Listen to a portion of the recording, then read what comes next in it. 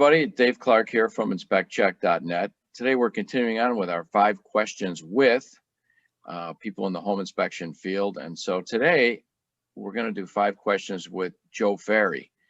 So if you're a home inspector, if you've been a home inspector for any length of time, you probably know who Joe is, and he probably doesn't need an introduction, but he is the home inspector lawyer. And he has dedicated his practice to home inspectors. And if you've had the pleasure of being on some of his trainings, they're very, very insightful. So, Joe, I'm just going to introduce you and tell us who you are and give us an overview of Joe Ferry. Well, as you said, I am the home inspector lawyer. I've been doing this since 2006. So in 15 years, I have responded to over 3,000 home inspection claims from all over the country.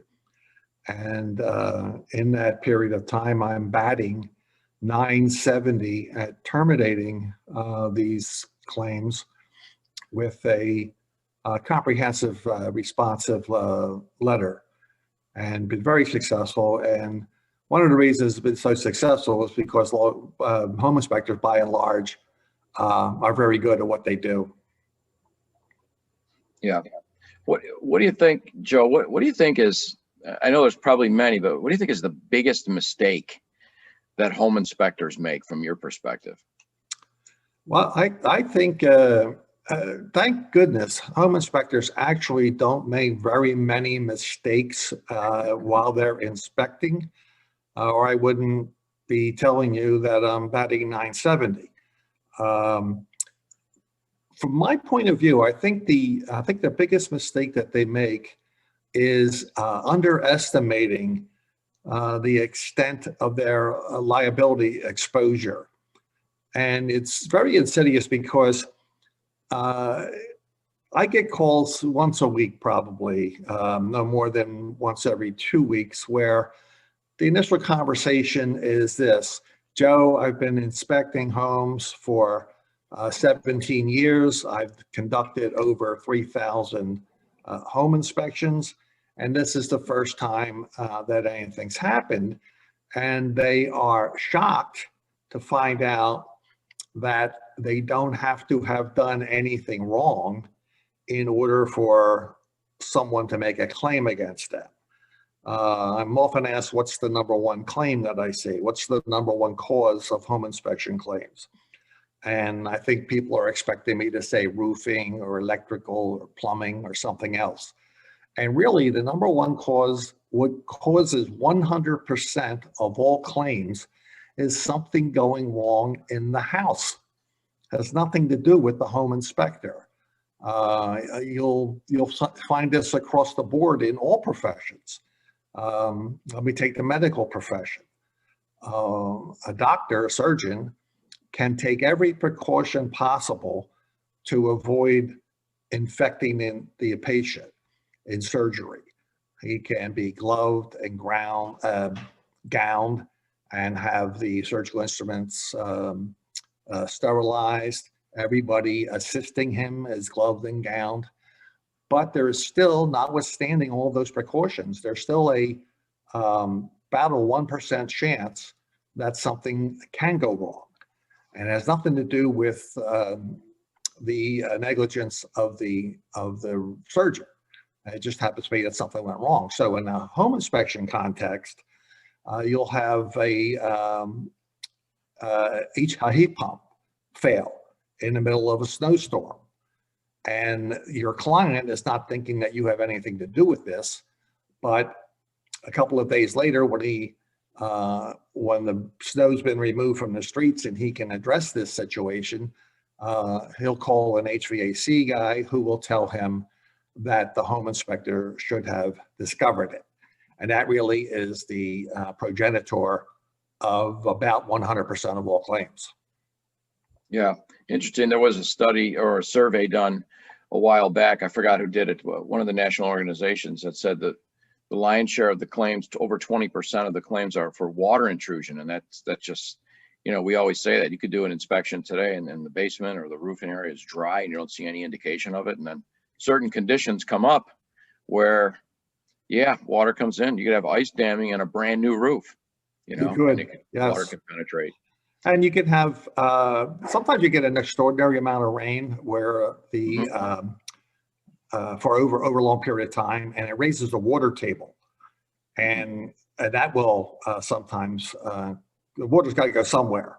The hydroponic pressure will push it into wherever, and generally that's in someone's house. And you'll see it. You'll see claims all up and down one street, for instance, Mhm. where that phenomenon happens.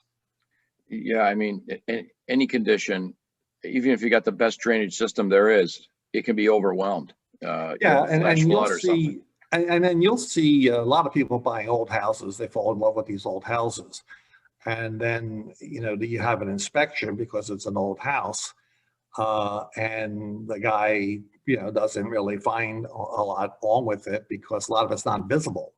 It's behind plaster, it's behind drywall, whatever, and it only reveals itself when they start doing remodeling. They're going to upgrade this old property, and they pull out a couple of walls, and oh my gosh, there's termites. Right, right. So Yeah, that's what you that's, have too. You'll find yeah, that frequently. yeah, years of buried things in the walls. Yeah, So and what, again, that's just something going wrong that the home inspector had no clue about. no clue. And yeah, right. And probably maybe two or three previous owners didn't have the clue either, Right, but and they, they're knuckleheads. They have no idea how to own a house.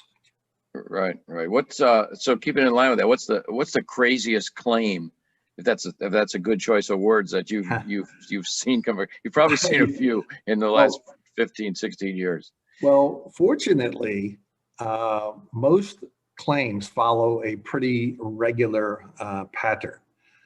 They generally fall into one of these five categories. It will be for something that's outside the SOP. Bats in the belfry, bats in the attic, underground pipes, underground storage systems, or mold. We're not generally in a standard home inspection looking for mold. Termites, you're not looking for termites in a standard. Those are all ancillary services. So if it's outside the SOP, it's easily defensible. Or another category is it's concealed by flooring, by drywall, by drop ceilings, by inaccessibility. Or it's something that was disclaimed by the home inspector. There was ice and snow on the roof, or the roof had a very steep pitch, and the roof was unable to be walked for those reasons. So home inspectors will try to do their best job they can do from the street, but they're certainly limited by not being able to walk it. So they will disclaim responsibility for that. Or they were unable to get into the attic, or they were unable to get into the crawl space because it was dangerous. It was wet. It was not enough clearance, reasons of that nature. A fourth category is a claim for something that was actually discovered and reported by the inspector. And that occurs an astonishingly large percentage of the time. That it occurs at all would be astonishing. If it's been discovered and reported, then the claimant should know about that. But you do see that, and probably about 10 to 15% of all claims are for things that were discovered. Or it's something that was functioning at the time of the inspection, and then it stops working a couple of months later, a couple of years later in some instances. My personal record for that is 12 years. Someone came back about a roof leak 12 years after the inspection, which was the height of gall, I would say. But as far as bizarre is concerned, I recently had one in Texas where our client had done an inspection for a client, and the client declined to buy the house for reasons that we don't know. A second client came along and I guess was given this inspection report. And the client's 2-year or 3-year-old son went to investigate happening on a pond in an adjacent property, not on the property that was inspected, but on an adjacent property. Okay. And it turns out that for some reason, this pond was electrified. I guess they had a pump in it or something. Anyway, the kid goes in and gets a shock, terrible shock. And this attorney is trying to make a case against the home inspector. That's not going to go anywhere because A, we don't inspect ponds, and B, we weren't, even if we did inspect ponds, this pond was not on the property that we inspected. So, but that doesn't stop people from making these claims. And that's the reason I say that home inspectors do tend to underestimate their vulnerability. Yeah. So, one of the things, kind of getting a little off on a tangent, but not much. So E&O insurance. So we know many of us have to have general liability, which is really something that you wouldn't be involved in. We damage a window. I've done a couple of things that, that's different. That's different. Right. And then so they just fix it and that's it, or you just send someone out to fix it. But with E&O, so how do you work with E&O? So let's say I have E&O with ABC Insurance Company, Right. E&O with ABC Insurance, but I also have you. I'm a part of your service, a client of your service. Right. How does that work? So somebody puts a claim in, probably I'm going to get the first call. And I've of course been there. I've been doing this long enough where I've had a few claims. And so what would an inspector do? Would he call the E&O company? Would he call you first? Well, you're better off calling me first, because the minute you call an insurance company with a claim, you have begun the process of harming yourself. And what you want to do is have that claim effectively neutralized right out of the gate, and then you notify the insurance company. And normally what I do is I'll get the claim in and we'll develop a strategy, develop a response strategy. Then we'll do the response, usually within a day or two. And the my client gets a chance to review that response to make sure I have my facts correct. I know I have the law correct, but I need him to absolutely give his blessing to the fact that I have the underlying facts correct. And then that goes out under my signature on letterhead. And then a PDF copy of that goes to the client with instructions on how to notify the insurance company. And that notification goes something like this. Dear insurance company, a former client of mine recently contacted me about a potential claim. My attorney responded to it. His response is attached for your review. I do not believe that we will hear from this claimant again, but in the event that we do, I wanted to put you on notice of this potential claim. That way, that claim, in all likelihood, is never going to come back. But in a very, very tiny minority of cases, it might come back. It might come back years from now. It might come back after you've changed insurance companies. And that would be the worst of all possible worlds if you had not notified the incumbent insurance company. And by notifying the incumbent insurance company, even if you change insurance carriers, that company is responsible for that claim, no matter even if you leave the business and go into some other line of work. Because what you've done is, it's a claims-made policy. The claim has to occur and be reported in the same policy year. So this claim is occurring at this point, reporting it at this point. And then, if the guy goes to sleep for 2 years and then finally wakes up and comes back and wants to file suit against you, that company has been timely notified. Yeah. So we know you're located in Philadelphia, so a true Philadelphia lawyer, right? Right, I always right, kid you about exactly. that. So what happens, you talked about Texas, so let's talk about that. So you have a claim Right. in Texas, one of your clients, and you of course review it. And I've seen your work, I've seen your letters, they're fantastic. And it goes there, and it's that 3% that we don't like, right? The 3% that they say, Right. no. We had a training. I should have had you listen in on it. I have it. I could let you hear it. It was an attorney in a different state. So we did a statewide training with another trainer I did. And they had an attorney come in who sues home inspectors. That's what he does. He doesn't defend them like you. He sues them. And one of the things that struck me was, even though he had no, he admitted in part that he really didn't have a case against the inspector, but he kept going anyway in hopes of that the inspector would settle, which did happen because the inspector was realizing what he was spending and said, you know what, we'll just, will they take this and just settle it, even though, we really feel that if it goes to court, we would win, but it would cost us more than what the settlement. So I guess it's a two-part question. How do you handle it in another state? And then what about if they just keep pushing it? Well, my experience actually is that they don't keep pushing it because the response is so compelling. And the response generally is, we weren't negligent.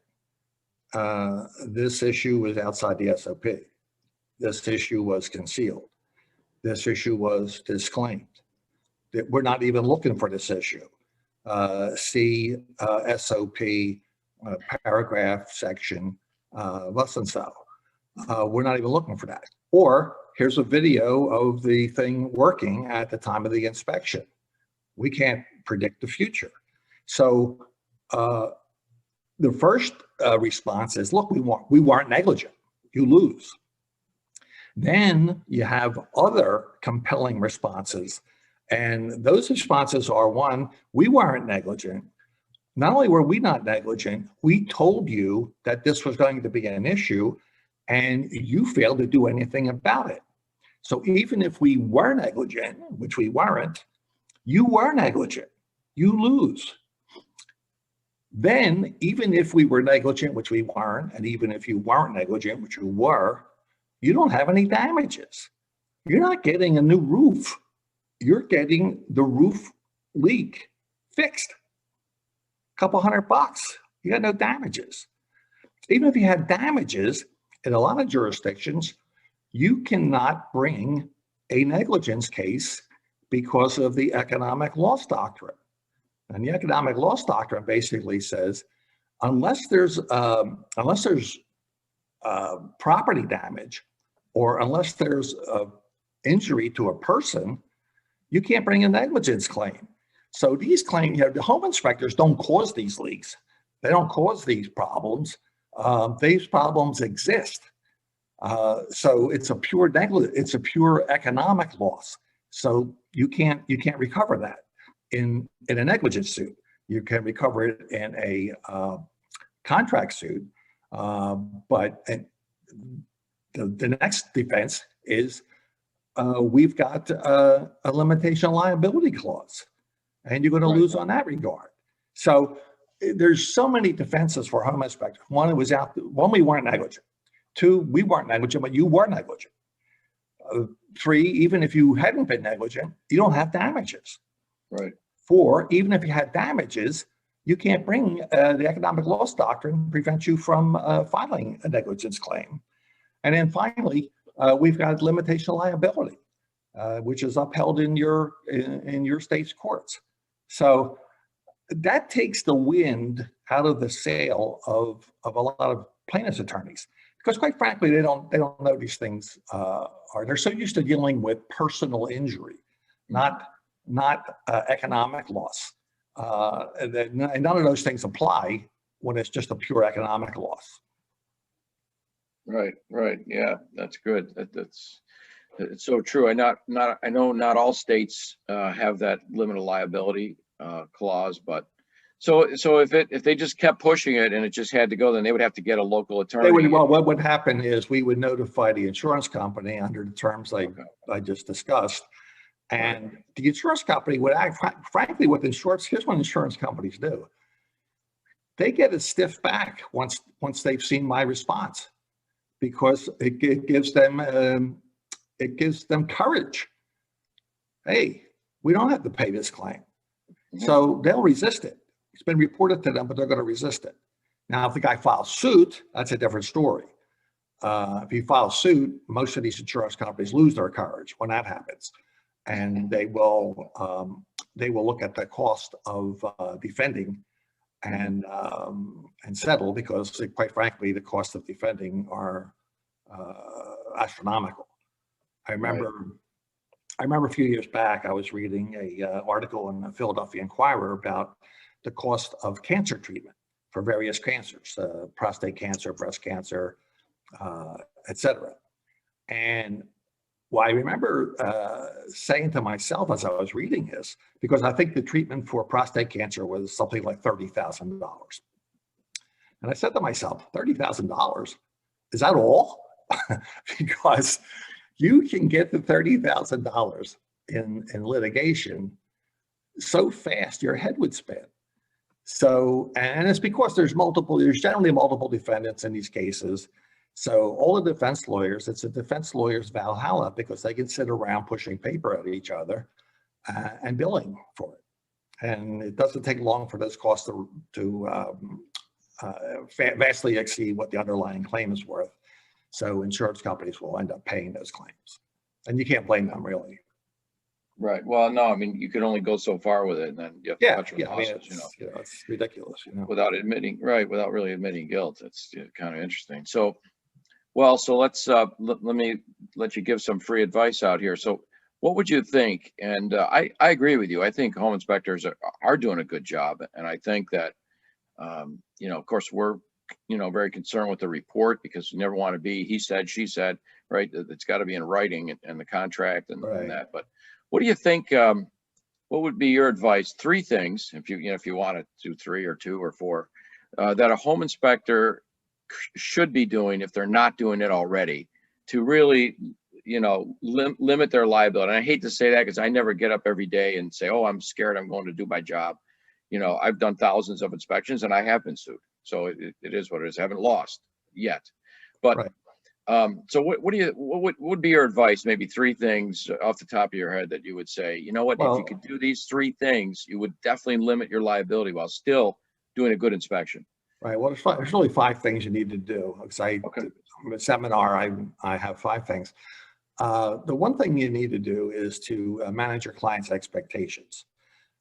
Some of your clients are buying a house for the first time. They've never bought a house before. And so they're getting a home inspection. They have no idea what to expect, not at all, because no one tells them. And unfortunately, to the extent that they have an idea, it's generally a cockamamie one. They think you're going to find things that you can't see. You're not going to do that. So you have to disabuse them of that notion. Secondly, what you have to do, and this is I cannot overestimate the importance of this. You have to follow your SOP. Now, if you go on these message boards, the industry message boards, you'll see these macho men who believe that the SOP is a minimum. No, the SOP is a maximum. The minute you begin exceeding SOPs, you're going to harm yourself. Here's an example. A home inspector came up to me at a conference, and he was telling me about a case he was involved in, where he did an inspection on a new development, and he told the client of his that there was public sewer and water. And as it turned out, there wasn't, because he was inspecting the original property that had been subdivided. And all the new properties were on the sewer and public water system, but this existing property was not. And of course, we don't have to say anything one way or the other about whether there's public sewer or public water. But the fact that he said that, he's now involved in this lawsuit. So you don't want to exceed your SOP. The third thing is you need to tighten your inspection agreement. I would say that about 1/3 of the inspection agreements that I review, and I have to respond to these claims, are inadequate. Are inadequate to the case, to the task at hand. They're internally inconsistent. Something on page 2 contradicts something on page 1. They have grammatical mistakes, they have syntactical errors, and you can't have that. Or they have almost no white space. The agreement's impossible to read. So, if it's impossible to read, it's not going to be enforced. So you have to tighten your agreement. Then you have to do a professional inspection. And you have to report and recommend. And I always call this the killer defense. If you find something wrong with some system in the property, electrical, plumbing, roofing, whatever, always recommend that be further evaluated by the appropriate professional.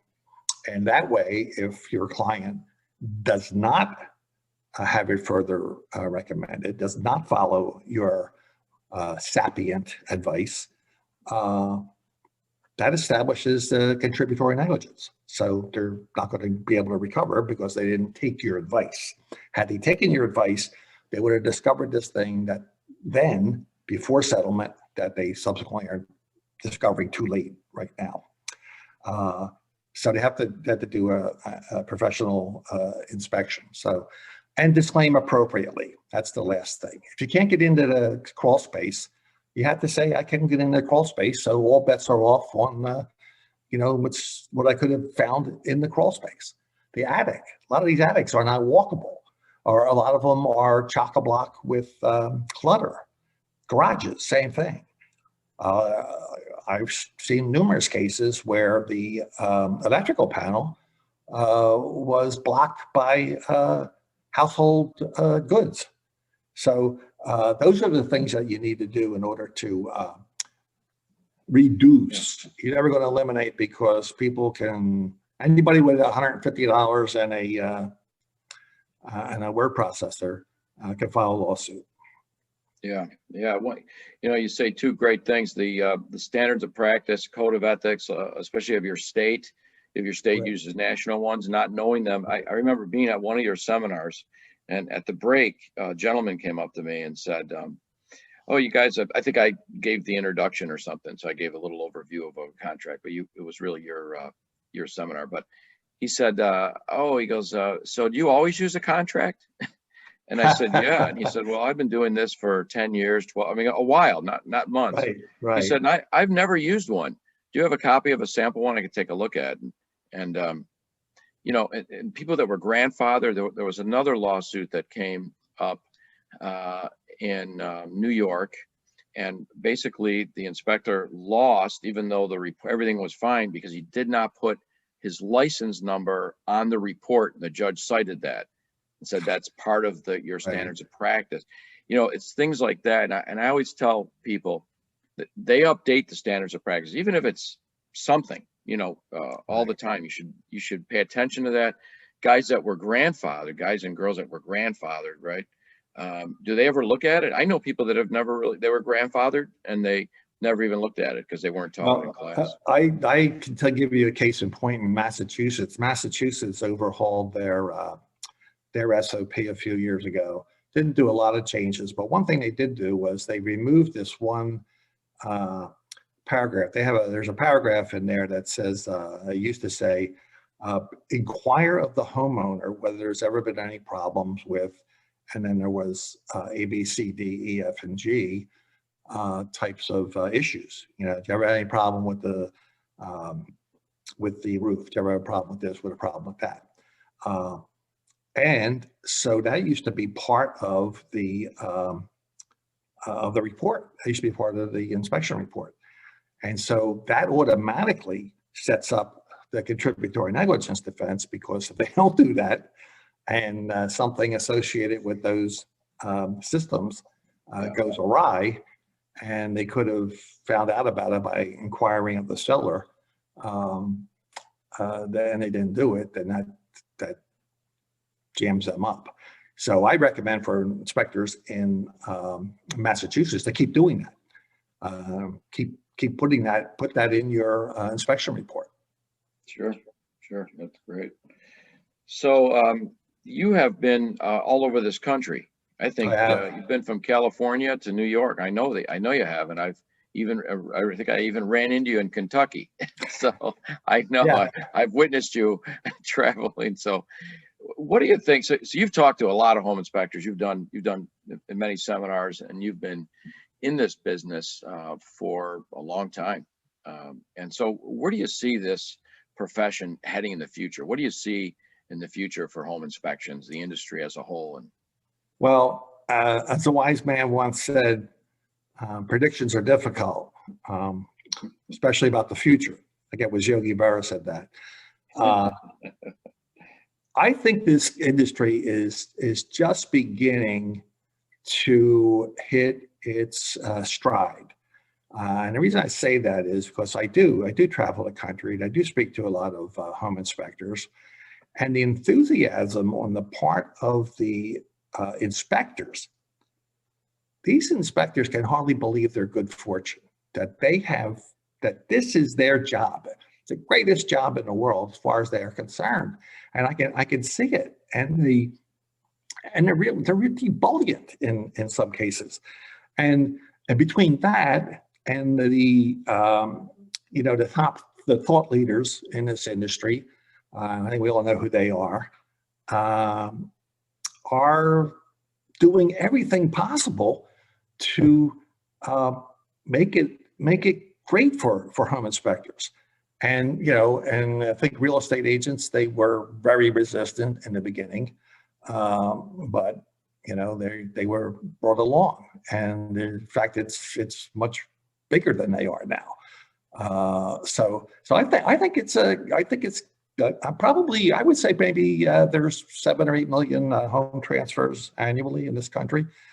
And I think there's probably 3/4 of them, 6 million or so, are undergoing home inspections. So I think as far as the vitality of the industry is concerned, I think it's going to be a long time before there's any slowdown, if there ever will be.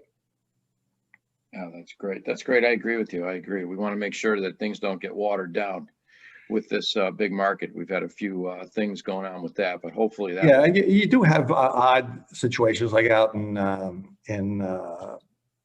really on fire markets, super hot markets like Seattle. People aren't even getting home inspections because they'll lose the property otherwise. So I think there in that situation, I think maybe the market there is for sellers inspections, because the buyers aren't buying them, or there are some people doing these kind of much truncated inspections. We just walk through and give some kind of oral accounting. And God, I hope you have an agreement. Hope you have an agreement if you're doing that out in Seattle. That would be, well, that's happening in other places too. And I'll tell you what, that would be a tough one to defend, especially if the agreement is not in accordance with the standards of practice, nor is the inspection. That's the danger, of course. It's a danger, of course. Definite. Yeah, maybe the industry associations will address this. But I guess that all hot markets eventually cool down. So maybe it's only a temporary problem.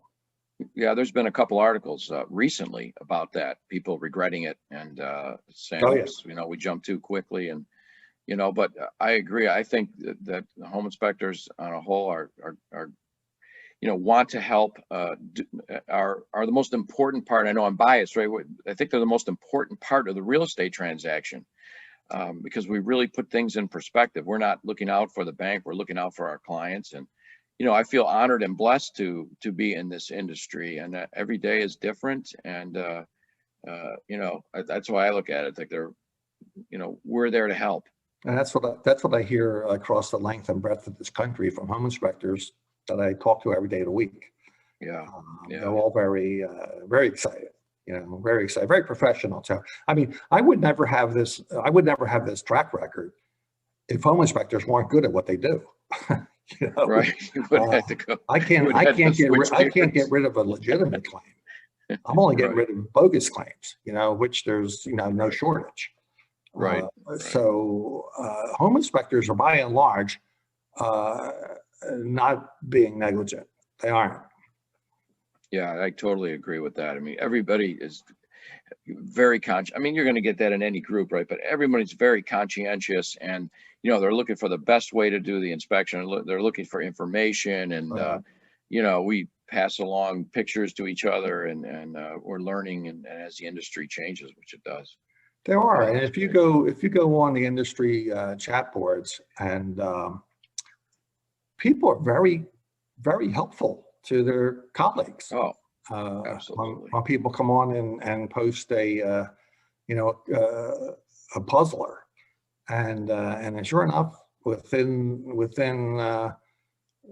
20 or 30 minutes, someone has come up with the solution to the problem. So that's that's another thing that's great about this industry, and I think people are more welcoming now than they had been in the past of new inspectors. Mm-hmm. Yeah, no, it's very true. It's very true. And I always say this too, even if I have a class, I say, I'm learning every day. The industry's changing, the construction, things, Right. the NEC is changing, it's changing. So we're learning. No one knows all the answers to everything. And I always tell them, you never say, sometimes I think we feel like, we've got this complex where we must know everything and we must respond to it immediately. There are times that I say, I got to do some further evaluation here. Right. I'm not going to just make something up or sound like, I know everything, because I don't, and I always relate it to doctors. You go to the doctor and say, my knee hurts. He's like, where, here? Yeah. Okay. Well, go see this guy, Right. and then you go see him, then he sends you for and then 6 weeks later, they say, yeah, you got a sprained knee. And like, it's gone. Well, I read the New York Times every Friday, Saturday, and Sunday. And on Sunday, they have a feature in the magazine about some real puzzling medical mystery. And these doctors are stumped a lot of the times, and they have to do the research. They have to research those things to, does anyone else ever had this issue? And oftentimes it's some resident who, he just happened to see this in some residency that he did, and that turns out to be the solution a lot of times. Yep. That's definitely the case with us. There's been many things I've seen, and we run it up to electrician friends or something, and sometimes there was one electrical thing I've got 3 different electricians, a very good electrician, one that's a master electrician, the one that's a master trainer electrician. I had to go all the way to him before I got it solved. Even the first couple of guys, like, I don't know what that is. I've never seen that. So I was up in Portland, Maine with New England ASHI a couple of years ago, and a fellow was giving an electrical seminar, and this guy had been almost got killed by a panel exploding on him. Oh wow! He had 3rd-degree burns over, or 1st-degree burns over. Quite a bit. He had photos of himself in the hospital, like all bandaged up. I mean, it was eye-opening. Yeah. That you could get that seriously injured. Opening up an electrical panel. Oh yeah, I mean, some of those panels, Joe, there's water pouring out of the bottom of them. The tops are rusted shut, and and you don't even want to touch it. I won't touch it. The only thing this guy did was open the panel. He didn't fool with anything. It just boom, exploded on him. Yeah. And tell you what a horrible thing to happen to you. Yeah, but he recovered. He recovered. Yeah, no, it can be dangerous. It can be dangerous. Yeah. Well, this was great. Hopefully we could I really enjoyed talk it again, and hopefully I'll see you in person soon again. I definitely will see you in person soon. We're all looking forward to that. Yes, that'll happen very soon. But well, everybody, thanks for watching. Again, it's Joe Ferry, the home inspector lawyer. There'll be a link at the bottom of this, so you can click to go right to Joe's website. to see what Joe does and what he offers. And thanks for watching, and we'll see you again. Thanks, Joe. I So long, appreciate it. Dave. Good talking to you.